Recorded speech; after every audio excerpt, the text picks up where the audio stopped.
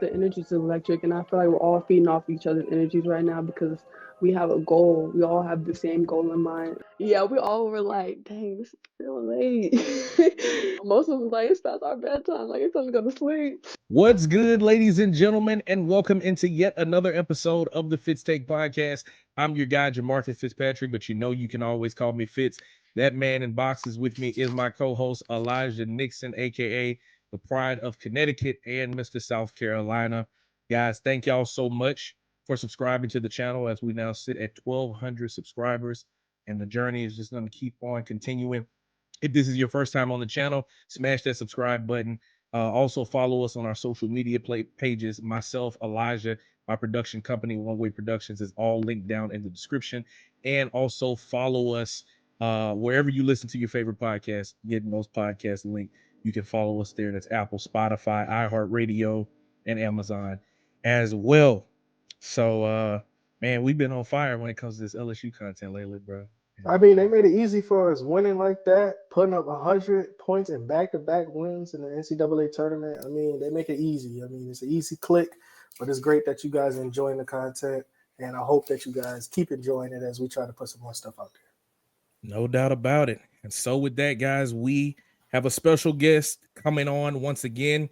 She was a lockdown defender and a dynamic playmaker in high school, rated a 4-star recruit and the 86th overall prospect in her class, recognized as the 2nd ranked player in Washington and the 8th ranked in Florida. She proved herself as one of the top guards in the nation, a standout at Montverde Academy. She helped lead her team to back-to-back Chipotle national titles, which I didn't even know they had national titles, but Chipotle.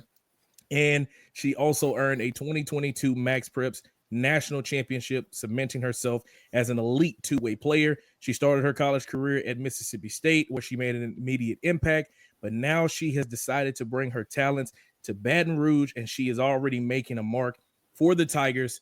Joining us on the show today is guard Mjracle Sheppard, hopping onto the Fitz Take Podcast. Hey, guys. What's up, What's girl? going on? Thank you for coming on. No, thanks for having me. For sure. Now, like when I first saw your name in the little team guide and everything, I was like, oh, is that a typo? I was like, is that supposed to be? So I read up a little bit of like how you got your name, like the spelling of it and everything like that, but I'll let you explain it. What is the story behind why your name is spelled the way that it is? Honestly, it was just a really hard birth for like my mom, and she was hospitalized for like a long time, like for a long period of time. And then she was like, I just want to change. Like, this was a unique birth, and it took like 3 days for me to actually come out. So she was like, I'm gonna just change the I to a J to make it unique, and I absolutely love it. That's so cool. I love that so much. Like How unique how names and stuff. how often did teachers get that wrong when they was like Oh my reading your God. name off the roll? How like what did they say? Like what names were they saying? I'm not even gonna say it because I don't need nobody calling me on. But just know they try to pronounce the I like a J, and it was just, That is hilarious. Oh my yeah. goodness. But now, No, like most teachers, like we have a sub or something, they'll be like, "How do you pronounce your name?" Which I really appreciate that. More teachers need to do that. that is so funny.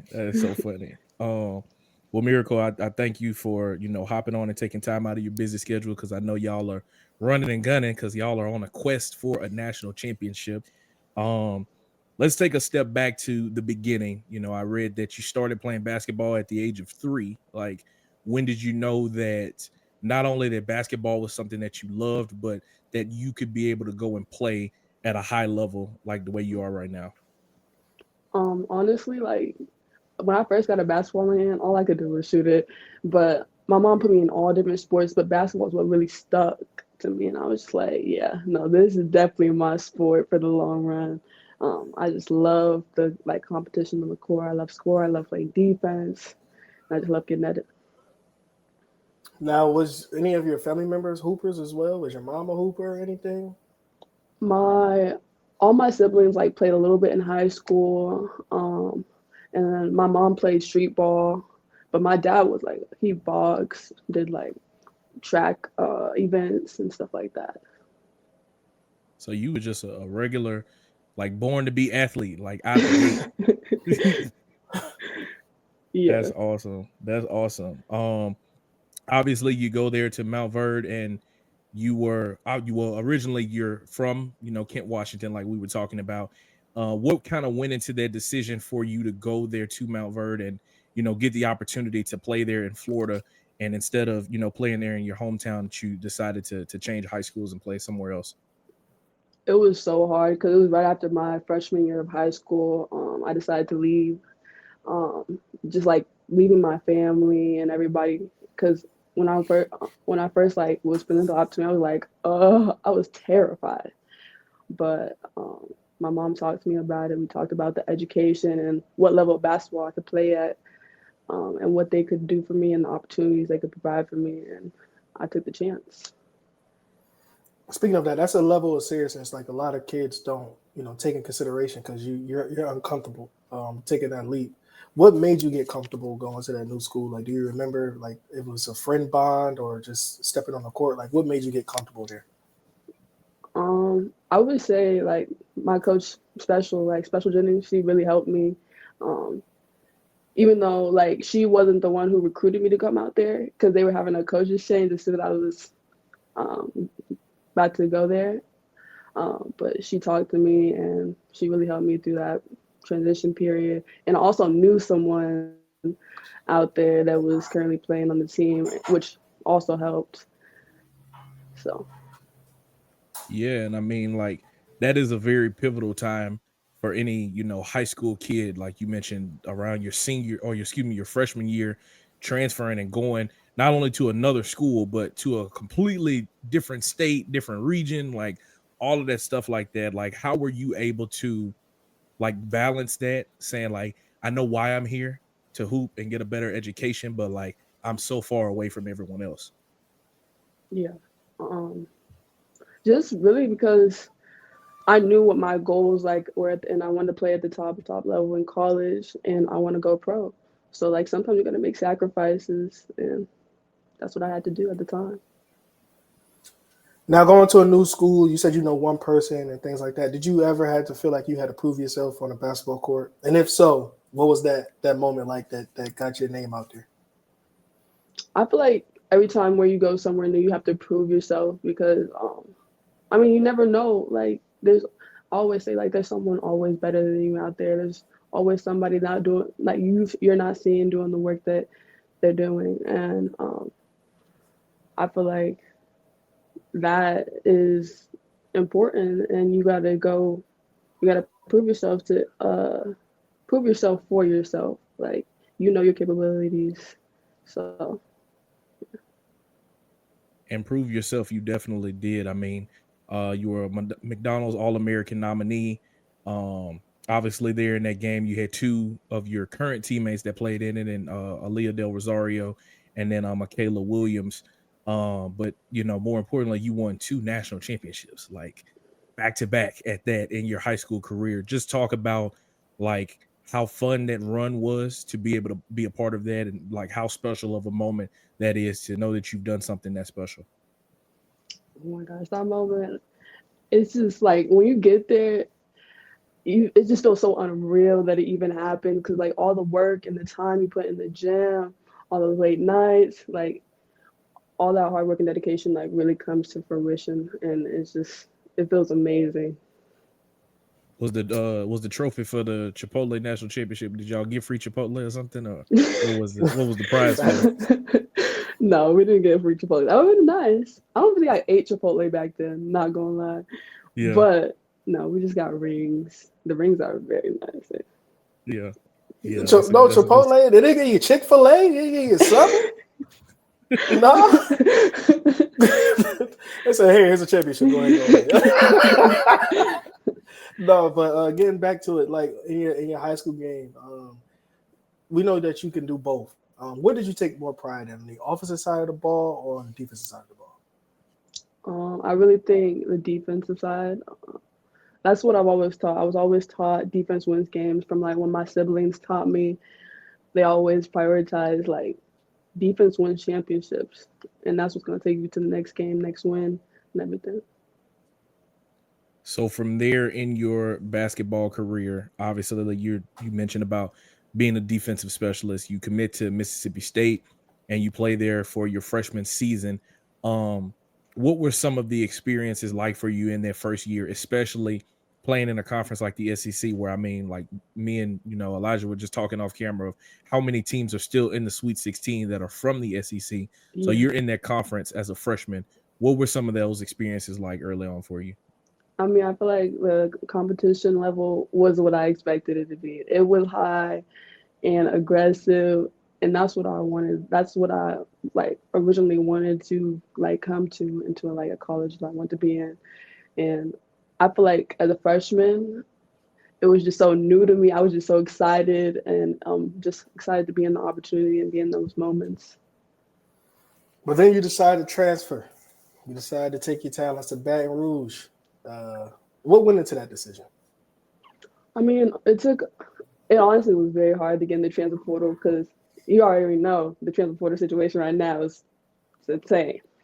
Um, but I talked to Mulkey, I talked to the coaching staff, and I understand what they needed and what they were looking for, and I felt like our values aligned. And I took my visit, I absolutely loved it. Yeah, you mentioned about Coach Mulkey. I mean, when you talk about like legendary coaches in the game, like it's very hard to not mention her name. Like, how much has her knowledge of the game of basketball helped you to become better as a player, especially because you play in the guard position. She played guard back when she was playing. How has her skills and mindset of how she views the game? How has that helped you as a player?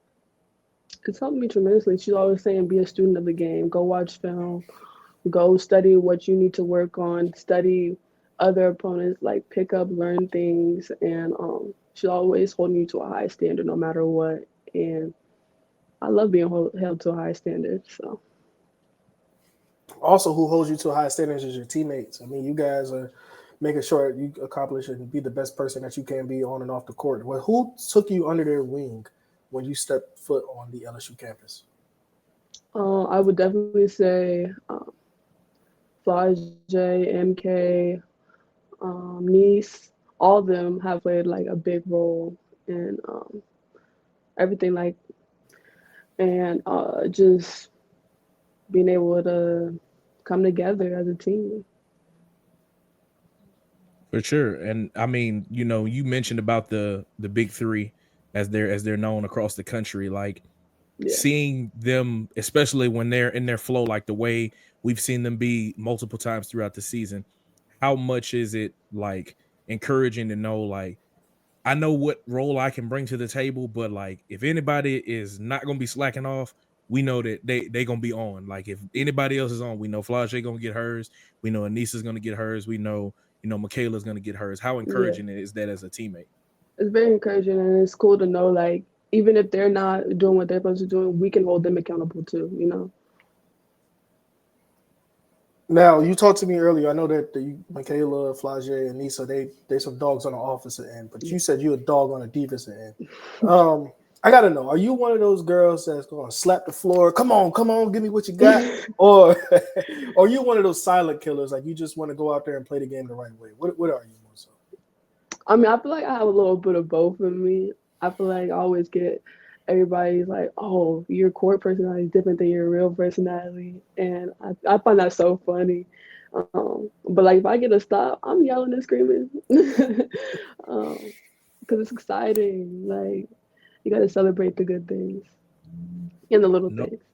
no doubt. And I mean, I remember after y'all got the win against God, I just drew a blank of who y'all played in the first round. San Diego They played State. San Diego State. San Diego State. That's right. That's right. Because I mean, it was a lot to a little. That's what I do remember. And I remember we talked about in the locker room about y'all playing coming up against Florida State, and I remembered someone asked you about holding Tanaya Latson, and you was like, I hope I do match up with her. Like, Yeah. where does that confidence, that sense come from? Like wanting to say like it don't matter who you put in front of me, nation's leading scorer, the sixth man, like I'm gonna go out there and I'm gonna play great defense? Where does that come from? I think it's just a competitor in me, honestly. And just wanting to, like, my goal in the game of basketball is to honestly be unstoppable in anything, everything I do, whether it's offense or defense. There's so many aspects and ways you can affect the game, and that's why I love basketball so much. Now, you just said something previously, talked about your personality is different from on and off the court. I don't know. You give me vibes that you play the acoustic guitar, probably. But what are you? Who are you off the court? You seem more chill and laid back. Like, what are you off the court? Yeah, no, I'm pretty chill. I like to do chill things, but I have an adventurous side. But I can't be too adventurous in season because, like, I like to go. I would love to go skydiving one day. But I do not play guitar. I'm not a big musical person, honestly. But I just like to try new things. Like when I'm in Seattle, like I love to go on hikes. Love to just be outdoors and do yoga. I love to go zip lining. I love doing ATV riding. Like anything like that, I'm in. I did not know that. That's cool. You said skydiving? Yeah. Are you one of the people that be in the front of the roller coaster with their hands in the air? Yes. No. Oh no. That is hilarious, bro. No, like I would love to go bungee jumping too. Like that is on my bucket list. No, you lost me at that one. You lost me at that one. No, I might do like some zip lining or bungee jumping. That's scary. That's scary. You mentioned about like, hiking in Seattle and all those things like that. Like being someone from up north, you transfer to a school in Florida, then you go to Mississippi, and now you're in Louisiana. Like how much have you kind of been able to just change to the different cultures, or like how much of a culture shock is it to you when you go to these different places that you've been in? I mean, since I've been down south, I've been able to like adjust and find things. Like a couple weeks ago, I went to like a comedy. It was like comedy something, and tried that out. And then I'm trying to go do some. What is it called? It's like aerial yoga. Sounds fun. Like when you hang in the air with the rope, not the ropes, but like I don't know what it's called. I don't think I've ever heard of that. Yeah, you look like you down for it though. You like, yeah, I'm gonna do that. Let's sign me up. I'm definitely do that. But also like being a vegetarian, I've been able to find like different vegetarian spots out here, which is surprising. But there are a lot of vegetarian spots. You just gotta look for them. Talk to me about that. I mean, Louisiana. I'm from Connecticut, okay, so It's a little different for me too. I love Louisiana. The food is great. But you being vegan, and they offer a lot of this gumbo, crawfish, Popeyes. Yeah. Like, how did you find vegetarian? These? I'm vegetarian. You vegetarian? Yeah. How did you find these vegetarian restaurants? Like, and who's going there with you? Because I don't know people from Louisiana do it. So how did you find these spots? Honestly, I just looked them up. Like, I look up vegan restaurants because people serve more vegan dishes than vegetarian. So, what's the difference? Like, how has that been? Like, was that from an early age, or like, did you get to a certain point where you were like, I'm gonna be vegetarian, or was it like always like early on? Like you was like, it was like at the end of my senior year of high school, I was like, I'm gonna just try to cut out meat because I really didn't eat it in the first place. Like I ate fast food, like Five Guys burgers, like that was my spot. But I was just like, let me try that out. And after the first week, I did cheat. I had a Five Guys burger, but it was the worst mistake I could ever make. My stomach was hurting so badly. But after that, I stuck with it. It's been like 6 years now that I'm vegetarian. So. Oh, wow. Now, there's no going back either, huh? Definitely not. If I was to go somewhere, I go to vegan. Yeah. I'm a Five Guys man. I get the grilled cheeseburger with the little patty, the grilled onions. You know what I'm talking about. You know what I'm talking about. But what I'm about to say is like, what I don't even know. I'll be honest with you. I don't know the difference between vegan and vegetarian. What is that? What is the difference between those two? So vegetarian, like you eat like milk, like dairy products, but like vegan, like you don't use any or eat any animal products at all. Yeah. Interesting. So You learn something new every day. they've made a lot of plant-based products that you can eat. Have y'all seen those in the stores? Yeah, like if you go in like Whole Foods and stuff, yeah. But I walk right Yeah. on past it. I'm like, I didn't seen it, but I don't know. Yeah, so they made a lot of like products like that. They even got like vegan cheese that has no dairy in it or anything. What does it taste like? Like, is it like the same? Yeah, it tastes. I mean, I feel like it tastes the same. Like cheese wise, yeah. I'm gonna trust you. Yeah, I might have to try that out. We're gonna have to see. Getting back to the court, like we said earlier, like y'all are just playing at an extremely high level as a team. Like, what is that energy like amongst your teammates? Because I mean, we talked about you got two McDonald's All-Americans, Aaliyah Del Rosario, Michaela Williams. You got All-American Flau'jae Johnson, All-American Anissa Morrow. Like yourself, like it's so many pieces in there that make this team up to what it is. Like, what is that energy like on a day in and day out basis?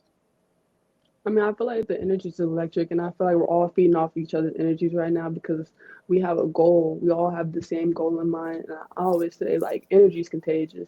And I feel like we're all in the same mind space and head space right now to, like, we know what we want, and we're going to get there. And coming off of that, just hearing that, like, is this the most, is this the most complete team you ever been on? Ever? What do you mean by complete? Like, because everybody's focused on the same goal. Everybody's on the same mission. Like, do you feel like this is the most team oriented that you ever been on in your career? I mean, I would say so. Like we're all on the same page. So yeah, I think so. No, for sure. And then like to piggyback off of that, coming out of high school, a lot of the times it's hard for players to fit into a role because when you're highly recruited, you that girl, you know what I mean? So everybody, once you get into college, everybody is that girl. So you have to earn your stripes to find a role. Like, how have you worked your way on this team to kind of find that spot where you say like, hey, this person might go get the rebounds, but I'm going to go and do this. How have you worked your way into that role? I feel like everybody has their specific roles that they play, and starting to come out of high school, I played PG, and I've never envisioned myself playing a wing, and so like when I got here, I was like, okay, like I have to adapt, but I know I can still make an impact and help my team in some type of way. So I feel like you like finding your role is finding like what the team needs out of you. Now, I know the season is done in the PMAC, but if you had to talk about that PMAC, that atmosphere, that area, that the loudness, the crowds, the fans, what can you say about your first season in that PMAC? The PMAC be bumping. The PMAC be bumping for sure. The fans are amazing, and they really showed out for our last two games there, and everybody was just so loud, and it was just so exciting. And I appreciate all the signs. Love the signs. Yeah, they are super dope, and they don't call it the Deaf Dome for a reason. Like, bro, like me and him were sitting next to each other against San Diego State, and like I couldn't hear him. Like, especially like when y'all were going on your runs and stuff, and then there, and against Florida State, that 17-0 run, it was like deafening. Like you cannot hear, and it's crazy. Like, was that kind of a shock to you when you came here? Because like I said, I know you had played in the SEC already, but like to be a part of that when they're cheering for you, was that a shock to you? No, I don't think it was a shock. I think I was just excited, honestly. It's just amazing to be a part of this opportunity. And to get back to where you're from in Seattle, does it really rain a lot? Like, is that like a myth? Like, you know what I mean? Like, is that really rain a lot out there? It rains a good amount, but like right now it's sunny, so. And watch tomorrow, it's gonna rain. No, this is supposed to rain tonight, but maybe not. That is wild. Wait, I have a question. Do you guys find rain depressing? Not me. I find it soothing. I can go to sleep. It depends on what part of the world we're in. Because in Louisiana, that rain comes with thunder, and that thunder be loud. The thunder be loud now. But the lightning be pretty. Nah. It do. And it flash across the air. Yeah. No, that's dope. That's dope. Me and Elijah talk about this all the time when it comes to like women's college basketball. Like, I feel like right now this is the golden era of the sport. Like, all across the board, I feel like if you turn a game on a Tuesday night, you're gonna see a marquee matchup. I feel like if you turn it on a Sunday afternoon, it's gonna be a dogfight. Like, what is it about the direction that the sport has gone in that makes it to where people are consuming it more, that people are enjoying it more, that makes it such a good game to be watching right now?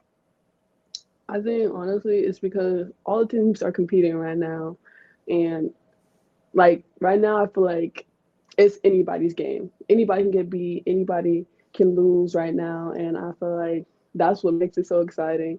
People like sitting on the edge of their seats. But yeah, I think that's why it's making it so exciting. That's why it's a golden era right now. And I'm happy you said that because I think it's the same way. Anybody can get beat. But do you have, when you're on your off time, do you have a list of teams that you're watching that you're like, whoa, like, like just enjoying the game? Yeah, I watch a lot of games. I mean, whatever's ever on, honestly, that's what I watch.